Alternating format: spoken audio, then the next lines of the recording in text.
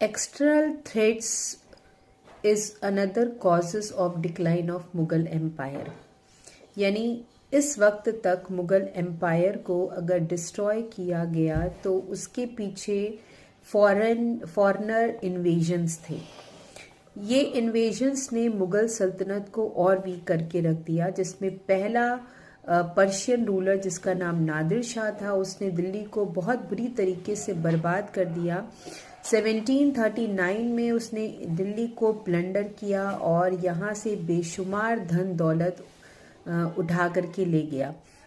ये जो धन दौलत थी वो मुगल्स की थी और मुगल्स के रूलर जिनका नाम शाहजहां था, शाहजहां ने अपने लिए एक बहुत ही बेशकीमती सिंहासन बनवाया था जिसका नाम पिकॉक थ्रोन था। और इस थ्रोन में कई सारे बेशुमार हीरे जवाहरात सोने चांदी गड़े हुए थे। शाहजहां के इस सिंहासन में ऊपर एक कोहिनूर डायमंड लगा हुआ था, जो कि हमारे हिंदुस्तान का पहला कोहिनूर डायमंड था। इस कोहिनूर डायमंड को नादिर शाह अपने साथ ले गए। उसके साथ दूसरा जो इन्वेजन हुआ, जो फॉरेनर इन्वेजन हुआ, वो हुआ अहमद शाह अब्दाली का।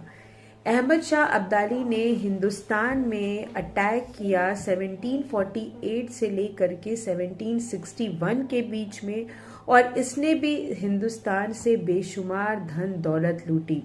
तो ये जो दो फॉरेन इन्वेजन्स थे जिसकी वजह से हमारे हिंदुस्तान की इकॉनमी भी लॉस हुई और मुगल सल्तनत के ट्रेजर पर बहुत गहरा प्रभाव पड़ा।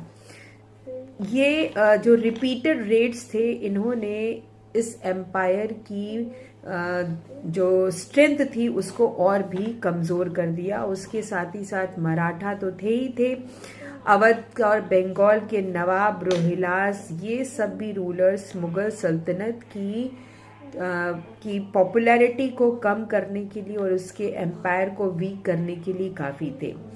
फिर दूसरी तरफ अगर हम बात करें तो यहाँ पर आपने पढ़ा था कि जहांगीर के टाइम में सर थॉमस रो और कैप्टन हुक आए थे हिंदुस्तान में ट्रेडिंग रिलेशंस बनाने के लिए। तो उसी समय फ्रेंच ईस्ट इंडिया कंपनी भी आई, पोर्टुगल्स भी आए, डच ईस्ट इंडिया कंपनी भी आई।